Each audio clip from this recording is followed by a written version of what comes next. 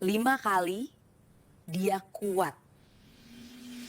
Namaku Jamal. Baru seminggu aku menginjakkan kaki di rumah ini. Sebuah hunian mewah, dengan pilar-pilar tinggi. Namun terasa terlalu sunyi. Untuk dihuni hanya oleh sepasang suami istri. Om Aris, adik dari ayahku, adalah pria sibuk.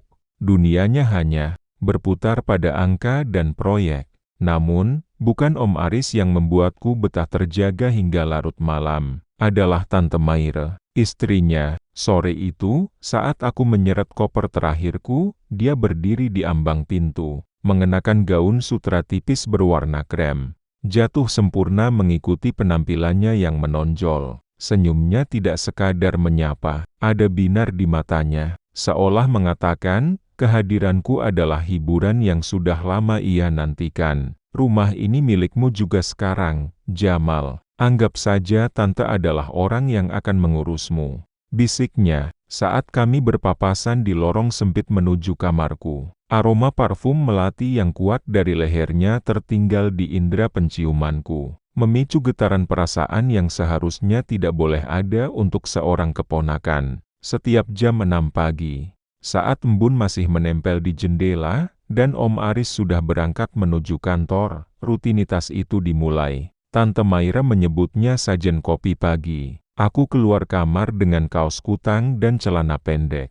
Mencoba menyembunyikan reaksiku saat melihatnya. Di meja makan, Tante Maire selalu duduk dengan kaki menyilang. Memperlihatkan kakinya yang tampak jelas tertimpa sinar matahari pagi. Kopi hitam, sedikit gula, persis seperti seleramu, Jamal, katanya, sambil menyodorkan cangkir. Jari-jarinya yang lentik sengaja bersentuhan singkat dengan jemariku. Saat menyambut cangkir itu, matanya menatapku lurus, tidak berkedip, seolah sedang memetakan setiap otot di lenganku. Keheningan di antara kami terasa sangat berat, penuh dengan kata-kata yang tidak terucap.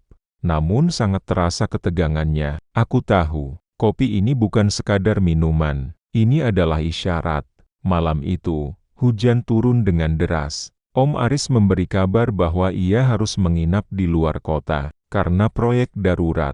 Aku sedang menonton televisi. Di ruang tengah, ketika Tante Maire datang membawa sebotol anggur dan 2 gelas. Dia tidak memakai riasan. Rambutnya dibiarkan terurai berantakan. Namun justru disitulah letak pesona kuatnya. Dia duduk sangat dekat denganku. Hingga aku bisa merasakan kehadirannya dengan jelas. Om Aris selalu meninggalkanmu sendirian, Tante? Tanyaku, mencoba memecah kecanggungan. Dia menghela napas, membuat napasnya terlihat berat di balik daster tipisnya. Punya suami hebat, tapi tidak pernah ada di rumah, itu sia-sia, Jamal. Terkadang, Tante merasa seperti pajangan yang membutuhkan perhatian.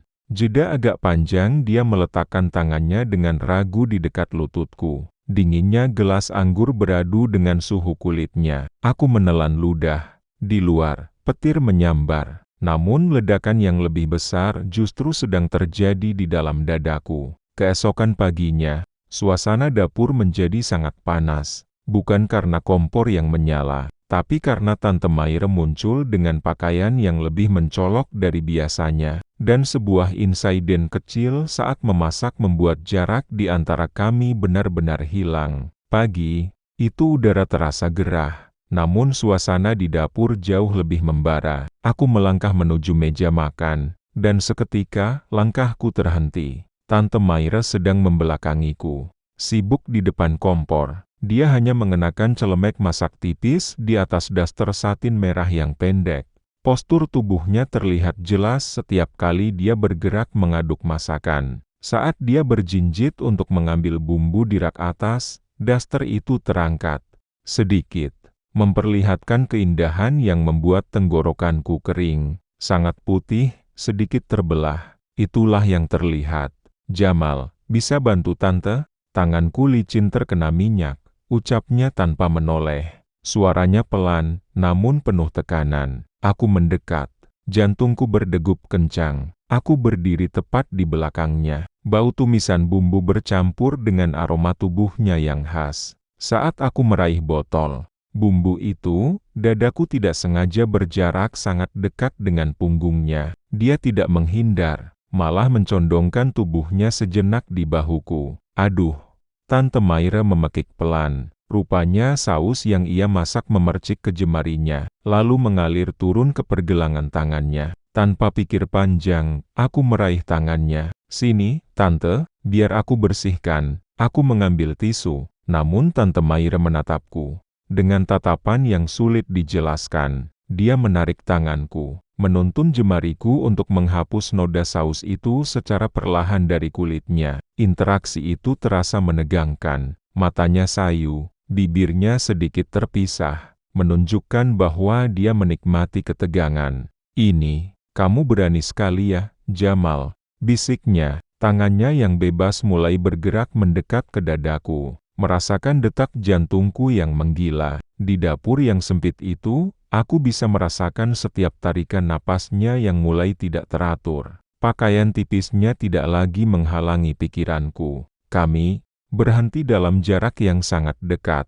Wajah Tante Maira memerah, bukan karena panas kompor, tapi karena dorongan emosi yang sudah tidak bisa disembunyikan lagi. Dia mematikan api, lalu berbalik sepenuhnya menghadapku. Dia meraih kerah kaosku, dan menarikku lebih dekat, hingga jarak kami hampir menempel. Ommu tidak akan pulang sampai lusa, Jamal. Rumah ini luas, tapi terasa sangat sempit kalau kita terus berpura-pura seperti ini. Aku menatap tubuhnya dari atas ke bawah, memuja setiap inci keindahan yang ada di depanku. Saat itu juga, aku tahu tidak ada jalan kembali. Aku bukan lagi sekadar keponakan yang menumpang. Aku adalah pria yang menginginkan apa yang selama ini dijaga omku. Aku mau Tante, bisikku tepat di telinganya. Dia tersenyum penuh kemenangan. Sebuah senyuman yang sangat penuh makna. Ambil apa yang kamu mau, Jamal. Tapi,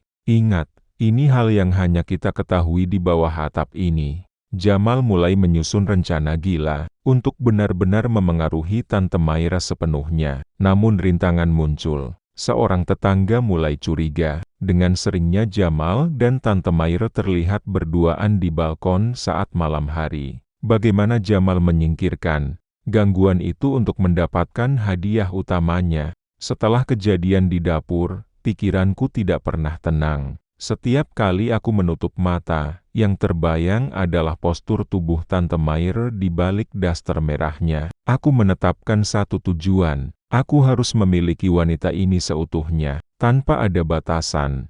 Keponakan lagi, aku mulai memperhatikan setiap detail kesukaannya. Aku membelikan minyak aromaterapi kesukaannya, dan meletakkannya di kamarnya saat dia mandi. Aku ingin kehadiranku ada di setiap sudut inderanya. Tante Maira menyadari itu. Setiap kali kami berpapasan, dia memberikan tatapan yang mengundang perhatian, seolah menantangku untuk bertindak lebih jauh.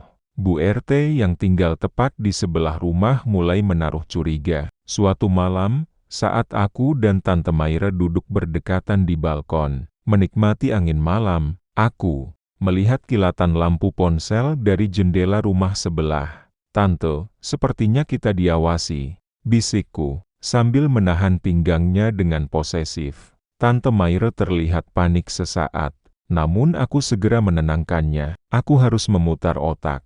Aku tidak boleh membiarkan gosip menghancurkan rencanaku. Esoknya, aku sengaja mendatangi Bu RT, membawakan bingkisan mewah, bersandiwara sebagai keponakan yang sangat berbakti. Hanya untuk meredam kecurigaannya. Permainan sandiwara ini justru membuat ketegangan dalam diriku semakin meningkat. Om Aris masih terjebak di luar kota karena badai. Ini adalah kesempatan emas. Malam itu, aku sengaja tidak memakai baju atasan, membiarkan postur tubuhku terlihat jelas. Saat aku melewati kamar Tante Maira, yang pintunya sengaja dibiarkan terbuka sedikit, aku melihatnya sedang mengoleskan losion ke kaki. Dia melihatku dari cermin besar. Di kamarnya, Jamal, kemari sebentar. Punggung Tante pegal, bisa tolong pijat. Suaranya terdengar lembut, dan penuh maksud. Aku masuk ke sarang makan itu. Udara di kamar itu harum mawar. Saat tanganku menyentuh punggungnya yang licin karena losion, tubuh Tante Maire bereaksi pelan. Aku memijatnya dengan sangat perlahan, sengaja, membiarkan jemariku sesekali melewati batas-batas itunya. Tensi di dalam kamar semakin tak tertahankan. Tante Mairo berbalik. Kini wajahnya hanya berjarak beberapa senti dari wajahku. Napasnya tidak teratur. Matanya sayu menatap bibirku. Aku bisa merasakan dorongan emosi yang kuat dari tubuhnya yang hanya terbalut kain tipis. Jamal, ini salah, tapi kenapa rasanya begitu diinginkan? Ucapnya tertahan. Aku semakin mendekat. Tanganku kini berada di tengkuknya. Aku sudah hampir mendapatkan tujuanku. Namun tepat saat aku hendak menciumnya, ponsel Tante Maire berdering keras. Nama Om Aris terpampang di layar. Tante Maire tersentak. Rasa takut dan rasa bersalah mendadak muncul di wajahnya. Dia menjauh dariku dengan tergesa-gesa. Pergi, Jamal. Ommu menelpon. Aku keluar dengan rasa frustrasi yang luar biasa. Tujuanku sudah di depan mata. Tapi rintangan moral dan kehadiran Om Aris melalui telepon menghancurkan segalanya malam itu. Penolakan Tante Maire malam itu membuat Jamal semakin terobsesi. Namun keadaan berbalik menjadi rumit. Saat Om Aris pulang membawa kabar mengejutkan, yang membuat hubungan tersembunyi mereka terancam berakhir sebelum benar-benar dimulai. Jamal dihadapkan pada satu pilihan sulit, menyerah, atau melakukan skema terakhir yang sangat berisiko. Telepon dari Om Aris malam itu bagai siraman air es di tengah api yang sedang berkobar. Tante Maire mendadak dingin. Dia mengunci pintu kamarnya, meninggalkanku sendirian di lorong dengan ketegangan yang menggantung. Keesokan harinya, dia mencoba bersikap seolah tidak terjadi apa-apa. Jamal, lupakan semalam. Kita harus tahu batasan, ucapnya, tanpa melihat mataku saat di meja makan. Tapi aku melihat tangannya gemetar saat memegang cangkir kopi. Aku tahu dia berbohong pada dirinya sendiri. Aku mendekat, berbisik tepat di belakang telinganya, hingga dia merinding. Tante bisa mengusirku dari kamar, tapi Tante tidak bisa mengusir kehadiranku dari pikiran Tante. Aku sengaja menggeser tubuhku, hingga dia merasakan kuatnya tekadku. Jamal, lepaskan. Ommu ada di kamar sebelah, bisiknya, dengan napas yang tidak teratur dalam kegelapan. Dia sedang tidur pulas karena obat tidurnya. Tante, sekarang hanya ada kita, balasku, sambil mendekatkan tubuhku. Dalam kegelapan itu, indera peraba kami menjadi sangat tajam. Aku bisa merasakan setiap postur tubuhnya yang bereaksi hebat di bawah kehadiranku. Di bawah guyuran air pancuran yang dingin, namun dengan suasana yang panas, Tante Maire menangis. Dia berada di antara ketakutan dan dorongan perasaan yang sangat besar. Kalau kita lanjut, tidak ada jalan kembali, Jamal, isaknya, sambil menggenggam lenganku yang basah. Aku memberinya pilihan terakhir yang paling sulit. Pilih aku dan rasakan hidup yang sebenarnya, atau tetaplah jadi pajangan mati di rumah ini bersama Om Aris. Jika Tante menolakku sekarang, besok pagi aku pergi, dan Tante tidak akan pernah melihatku lagi. Aku melepaskan pelukanku, berbalik hendak keluar. Namun sebelum tanganku menyentuh gagang pintu, sebuah tangan yang hangat dan lembut menarikku kembali. Tante Maire menahanku dari belakang, tanpa jarak, menempel erat pada punggungku. Jangan pergi, Jamal, buat aku melupakan segalanya malam ini. Jamal dan Tante Maire memasuki babak baru yang penuh risiko. Namun apa yang terjadi ketika rahasia itu mulai membuahkan hasil? Tante Maire menunjukkan tanda-tanda yang tidak biasa, sesuatu yang dia sebut sebagai kondisi mengandung. Akankah ini menjadi kebahagiaan, atau justru kehancuran bagi Jamal? Malam di bawah guyuran air itu menjadi saksi bisu runtuhnya semua pertahanan Tante Maire. Di dalam kamar mandi yang remang-remang, ia tidak lagi melihatku sebagai keponakan, melainkan sebagai pria yang mampu memberikan dorongan hidup yang selama ini dipadamkan oleh Om Aris. Setiap kehadiranku disambut dengan reaksi pasrah yang sangat kuat.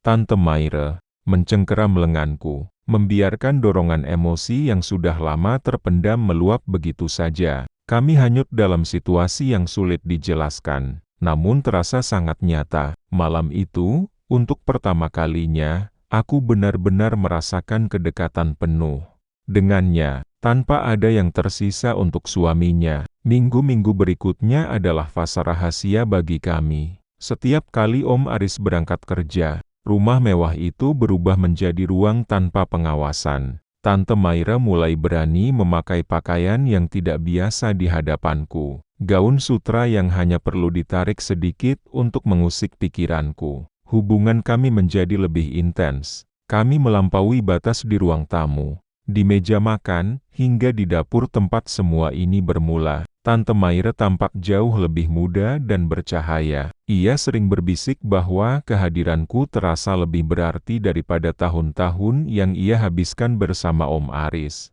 Kami hidup dalam kepuasan batin yang sangat berisiko. Hingga suatu pagi, sajen kopi pagi tidak tersaji di meja. Aku menemukan Tante Maira di kamar mandi. Wajahnya pucat, namun matanya berbinar dengan cara yang aneh. Ia memegang sebuah alat kecil, dan menunjukkannya padaku dengan tangan gemetar. "Jamal, sepertinya aku mengandung," bisiknya. Jantungku berhenti berdetak sejenak.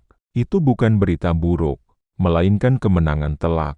Karena aku tahu, Om Aris selama ini dinyatakan tidak bisa memiliki keturunan oleh dokter. Kabar mengandung ini adalah bukti absolut bahwa Tante Maira terikat sepenuhnya padaku. Bukannya takut, kami justru merayakannya dengan pelukan erat.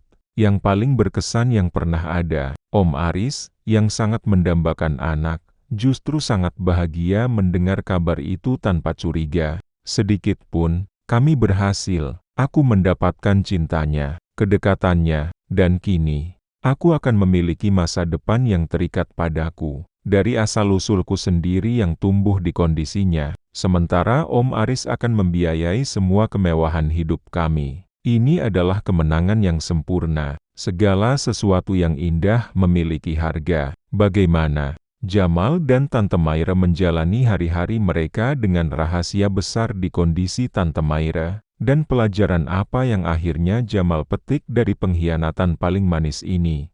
Bulan-bulan berlalu, dan kondisi Tante Maira mulai terlihat secara nyata, tanda bahwa dia sedang mengandung. Rumah itu kini dipenuhi dengan tawa palsu Om Aris, yang merasa menjadi pria paling beruntung di dunia. Dia tidak tahu bahwa setiap malam, saat dia tertidur lelap karena kelelahan bekerja, aku menyelinap ke kamar mereka. Aku berlutut di samping tempat tidur, mengelus kondisi Tante Maira yang kini menjadi tempat tumbuh asal-usulku. Tante Maira membelai rambutku, menatapku dengan tatapan memuja, tatapan yang tidak pernah ia berikan pada suaminya. "Ini anak itu, Jamal," bisiknya dalam gelap. Kami hidup dalam sebuah mahakarya sandiwara yang sangat rapi, di mana aku adalah sutradara, sekaligus pemeran utamanya. Ketegangan sempat memuncak saat Om Aris mulai merencanakan masa depan bayi itu. Dia menyiapkan segala kemewahan, mulai dari kamar bayi yang sangat luas, hingga tabungan pendidikan yang fantastis. Aku hanya bisa tersenyum sinis di dalam hati. Pria itu bekerja keras, membanting tulang, mengumpulkan harta, hanya untuk kuberikan kepada anak dari hubungan tersembunyi dengan istrinya. Tante Maira kini sepenuhnya bergantung padaku, bukan hanya secara fisik, tapi juga emosional. Dia sering merasa ketakutan jika aku pergi, sehingga dia selalu berusaha meyakinkanku, dengan cara-cara yang semakin ekstrem, agar aku tetap tinggal. Aku telah mengikat perasaannya, kedekatannya, dan masa depannya di dalam genggamanku. Cerita berakhir dengan sebuah pesta besar, menyambut kelahiran sang bayi. Semua orang memuji keberhasilan Om Aris, sementara aku berdiri di pojok ruangan, menyesap kopi sajen pagi, yang kini rasanya jauh lebih nikmat. Aku, Jamal, telah memenangkan segalanya, tanpa harus kehilangan apapun. Dari kisah ini, aku belajar satu hal. Cinta tidak selalu harus lurus, Dan kebahagiaan terkadang ditemukan di jalan yang paling berisiko sekalipun. Nilai-nilai adalah dinding yang dibuat oleh orang-orang yang takut bertindak. Sedangkan aku adalah pria yang berani menantang batas yang ada, demi mendapatkan apa yang kuanggap kebahagiaan. Tante Maire menatapku dari kejauhan, sambil menggendong bayi itu. Sebuah isyarat rahasia ia berikan padaku. Kami menang. Rahasia ini akan terkubur selamanya di bawah atap mewah ini. Menjadi bumbu abadi bagi hubungan kami, yang takkan pernah padam.